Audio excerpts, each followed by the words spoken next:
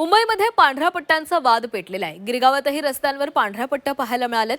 गिरगावकर संघटनेकडून या पांढऱ्या पट्टीवर काळा रंग लावण्यात आलेला आहे। मुंबईमध्ये पांढऱ्या पट्ट्या मारण्याला विरोध आहे, मात्र तरी देखील आता गिरगावमध्ये देखील असंच चित्र पाहायला मिळालेलं आहे। गिरगावातही रस्त्यांवर पांढऱ्या पट्ट्या मारण्यात आलेल्या आहेत। गिरगावकर संघटनेनं त्या पांढऱ्या पट्ट्यांवर काळा रेघा मारल्या। मुंबईमध्ये पांढऱ्या पट्ट्यांना विरोध केला जातोय।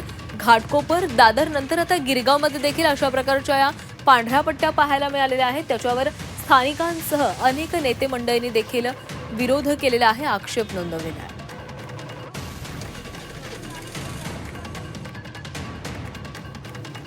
आणि या संदर्भामध्ये अधिक बोलणार आहोत, आमचे प्रतिनिधी ओम देशमुख आपल्यासोबत आहेत। ओम, घाटकोपर दादर नंतर आता गिरगावमध्ये देखील असंच चित्र पाहायला मिळालेलं आहे। रस्त्यांवर पांढऱ्या रंगाच्या पट्ट्या मारलेल्या आहेत। आता याच्यावर काही महानगरपालिका कारवाई करताना दिसणार आहे का?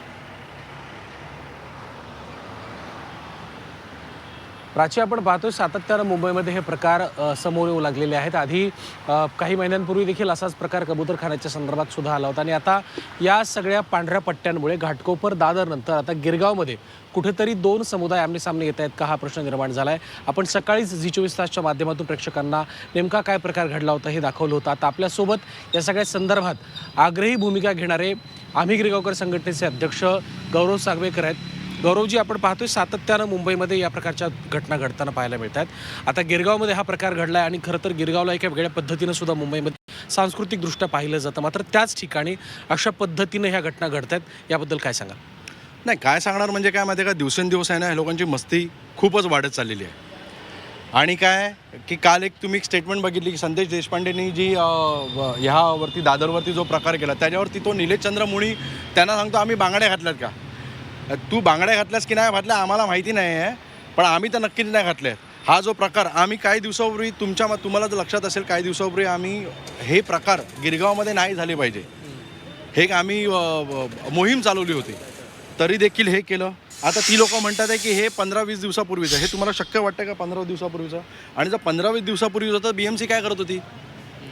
हे तुम्हालाच वाद वाढवायचा का की तुम्हालाच करायला लावायचं आहे का, हा आमचा प्रश्न पहिला झाला।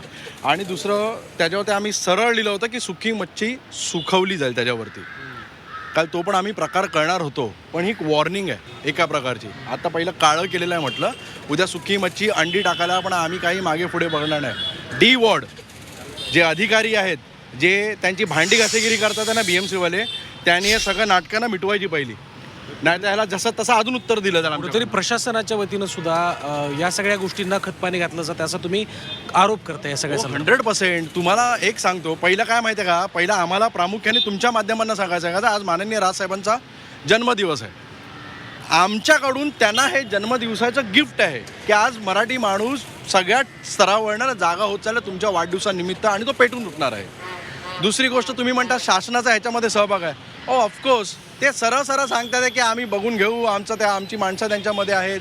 आम्हाला प्रत्येक वेळेला कुठल्या मंत्र्याचं किंवा कोणाचं नाव घेणं, प्रत्येक वेळा आळ करणं विनाकारणचं चुकीचं आहे, कळलं? ह्याच्यामध्ये ते सामील असतील नाही असेल आम्हाला माहिती नाही आहे, पण ज्या प्रकारे वारंवार आम्ही तक्रार देतो आहे की मराठी माणसांना घर नाही मिळत आहे, मराठी माणसांच्या चाळीमध्ये हा प्रकार केला जातो आहे, मराठी माणसावरती असा अन्याय केला जातो, तसा अन्याय केला जातो आहे, शासन त्याच्यावरती काहीच भूमिका घेताना दिसत नाही आहे। मग आम्ही समजायचं काय, ही मराठी माणसांची मुंबई आहे की राजस्थानमधली जैन लोकांची आहे, असा प्रश्न पडला आम्हाला। या सगळ्या प्रकरणामध्ये काल संघटनेच्या वतीनं आक्षेप सुद्धा नोंदवला होता।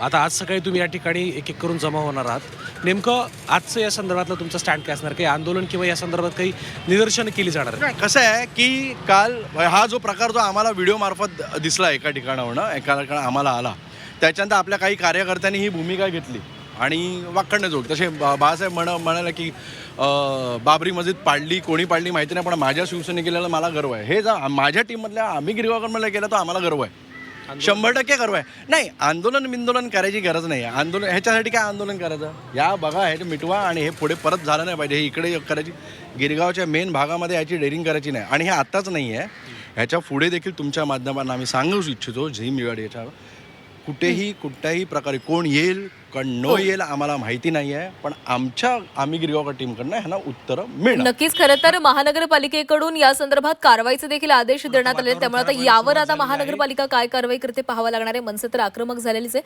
धन्यवाद तुम्ही दिलेल्या माहितीसाठी।